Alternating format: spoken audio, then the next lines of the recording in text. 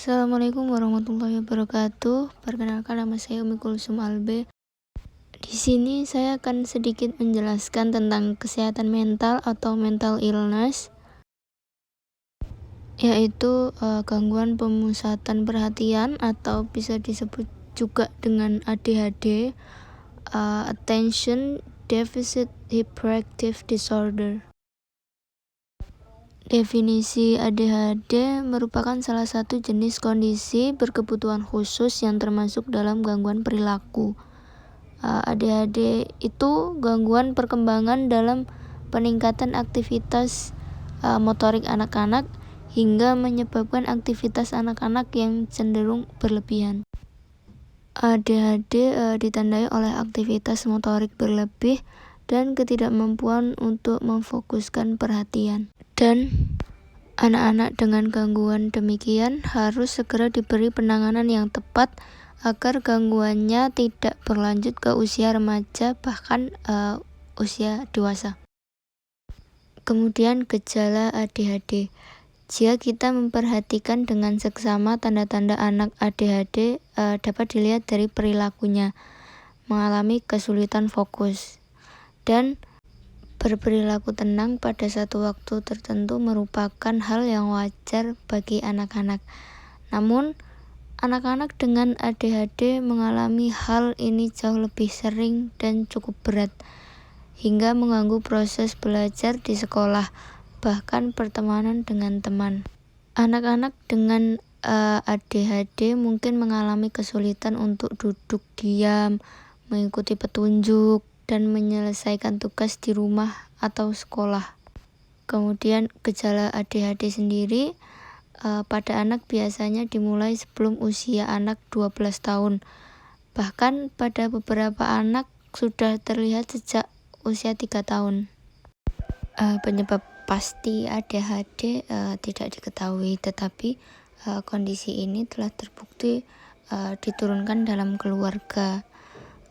Penelitian juga mengatakan sejumlah kemungkinan perbedaan pada otak orang dengan ADHD jika dibandingkan dengan mereka yang tidak memiliki kondisi tersebut.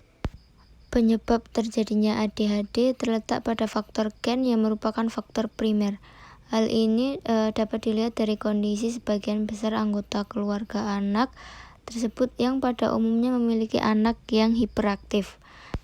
ADHD menimbulkan dampak yang buruk terhadap perkembangan kognitif, emosi, dan penyesuaian diri sosial anak, sehingga menimbulkan beban psikososial yang berat di rumah, di sekolah, dan keluarga.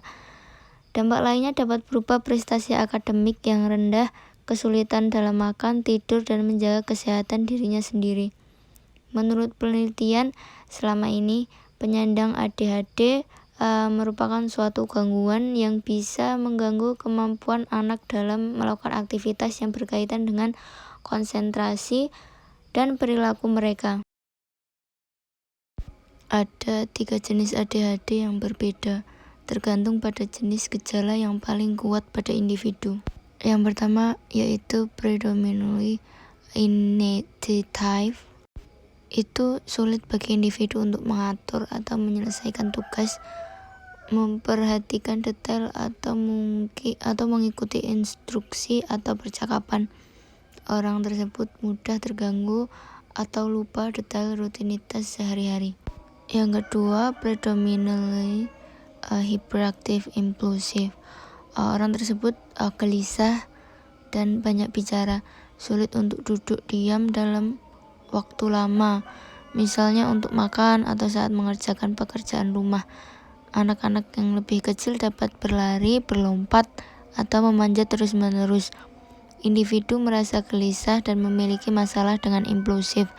Seseorang yang impulsif mungkin sering mengganggu orang lain, mengambil barang dari orang lain, atau berbicara pada waktu yang tidak tepat. Sulit bagi orang tersebut untuk menunggu giliran atau mendengarkan arahan. Seseorang dengan impulsif mungkin memiliki lebih banyak kecelakaan dan cedera daripada yang lain. Kemudian yang terakhir, combine atau gabungan.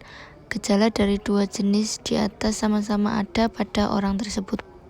Oke, selanjutnya intervensi. Intervensinya yakni mempelajari tentang keterampilan coping, di mana mereka nantinya akan lebih baik dalam menangani lingkungan yang berat dan mengembangkan sumber daya yang nantinya akan mengurangi stres-stres di kemudian hari. Merawat anak dengan ADHD dapat menjadi tantangan, tetapi penting untuk diingat bahwa mereka tidak dapat membantu perilaku mereka. Beberapa upaya telah dilakukan oleh para terapis, psikolog, termasuk orang tua untuk mengatasi atau meminimalisir gangguan-gangguan perkembangan yang dialami oleh anak ADHD. Beberapa upaya yang sering dilakukan adalah farmakoterapi. Namun terapi yang paling digemari dan dipilih oleh orang tua dan anak adalah terapi bermain. Karena pada dasarnya seorang anak membutuhkan bimbingan pada perilakunya, maka dibutuhkan suatu permainan yang berfokus pada kegiatan gerak motor. Menurut Fred dan Erikson, permainan adalah suatu bentuk penyesuaian diri manusia yang sangat berguna, menolong anak menguasai kecemasan dan konflik. Permainan memungkinkan anak melepaskan energi fisik yang berlebihan dan membebaskan perasaan-perasaan yang terpendam. Menurut Jeffrey, permainan-permainan dapat bersifat terapeutik sehingga dapat digunakan sebagai salah satu alternatif untuk menyembuhkan perilaku maladaptif bagi anak ADHD. Selain itu, terapi bermain juga diyakini dapat menyelesaikan kesulitan-kesulitan psikososial dan mendorong anak untuk mencapai pertumbuhan dan perkembangan yang optimal. Jeffrey menyatakan bahwa perilaku impulsif yang dimiliki anak ADHD sangat mengganggu dan bisa menyebabkan dia dijauhi orang lain.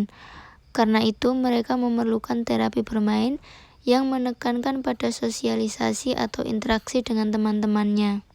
Jenis terapi permainan sosialisasi merupakan suatu upaya yang dapat menghantarkan anak yang bersangkutan melalui permainan tertentu agar mampu menguasai keterampilan-keterampilan baru yang kemudian dikembangkan menjadi keterampilan khusus gitu. Dalam terapi permainan sosialisasi, anak akan diajak untuk berinteraksi seperti itu dengan teman sepermainan dan juga dengan terapisnya. Anak-anak akan diajak untuk menyelesaikan tugas hingga selesai, tidak mengambil sesuatu yang bukan miliknya, dan juga diajarkan untuk bisa sabar dalam menunggu antrian atau giliran dalam suatu kegiatan. Kemudian terdapat 5 jenis permainan sosialisasi, yaitu meluncur di tempat peluncuran, bermain ayunan, melempar bola, bermain puzzle atau main bongkar pasang, dan estafet bola. Kelima jenis permainan tersebut dapat membantu menurunkan perilaku impulsif anak ADHD. Terapi permainan sosialisasi memiliki tahapan-tahapan yang akan dilewati selama terapi tersebut berlangsung, yaitu tahap awal, tahap pengenalan tugas, tahap pengalihan sasaran, tahap kerjasama, tahap relaksasi, hingga sampai pada tahap evaluasi. Penjelasan permainan melempar bola. Nah, dalam permainan ini subjek secara bergantian akan memiliki kesempatan menerima dan melempar bola sebagai bentuk dari terjalinnya sebuah interaksi antar subjek. Salah satu tujuannya adalah subjek diajarkan untuk menunda kepuasan dengan bersabar menunggu giliran untuk melempar dan menangkap bola. Kemudian bermain puzzle. Salah satu tujuannya adalah mengajarkan proses untuk memecahkan masalah. Dalam permainan puzzle, subjek akan memasang dan melepas kepingan berupa potongan-potongan gambar, sehingga subjek tanpa sadar telah dilatih untuk berpikir kreatif, dan subjek akan secara aktif mengembangkan kemampuannya membuat kesimpulan, memahami logika, sebab akibat, dan gagasan bahwa objek yang utuh sebenarnya tersusun dari bagian-bagian yang kecil. Terapi permainan sosialisasi ini juga memiliki kelebihan yang tidak diperoleh dari terapi yang lainnya, yaitu anak akan cenderung merasa nyaman saat berlangsungnya sesi terapi, Kelebihan lainnya yaitu terapi bermain juga merupakan salah satu penanganan yang bisa dilakukan baik di rumah, di sekolah maupun di tempat terapi. Kemudian permainan ayunan. Salah satu tujuannya adalah melatih kemampuan kontrol diri dan bertanggung jawab akan keselamatan dirinya dan teman permainannya. Ini bisa juga diartikan bahwa permainan dapat mengurangi kadar situasi saat emosi subjek meningkat untuk segera bergantian bermain ayunan. Juga saat emosi kesenangan yang meninggi ketika berayun maupun mengayunkan ayunan temannya. Kemudian estafet bola.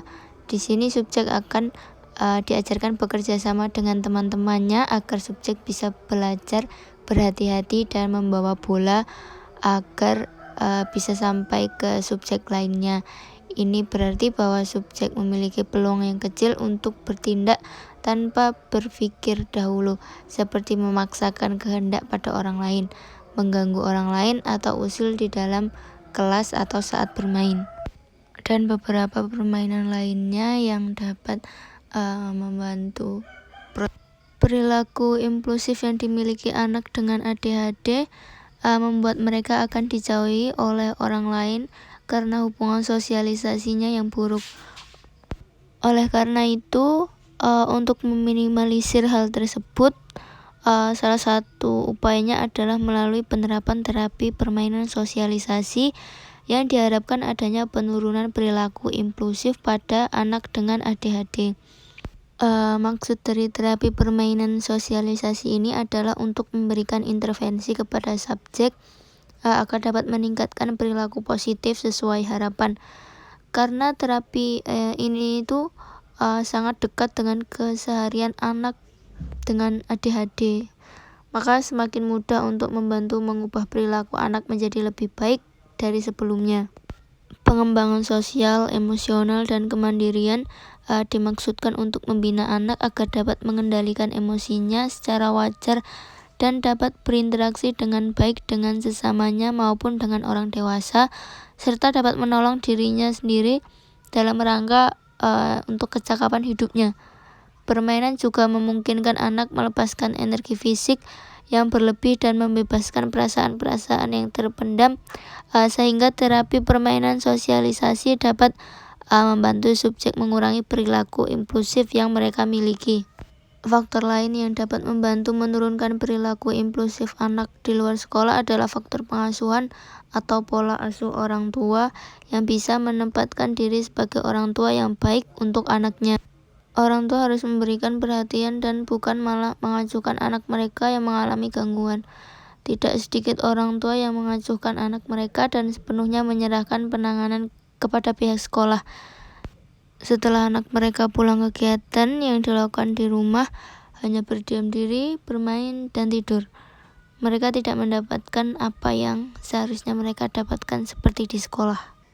Penanganan atau treatment itu seperti mengajarkan bagaimana anak diminta untuk menjelaskan apa yang baru saja dilakukan dan mengapa anak melakukan tanpa berpikir, mengurangi kadar situasi saat emosi anak kuat, mengajari proses menunda kepuasan, dan mengajari proses pemecahan masalah.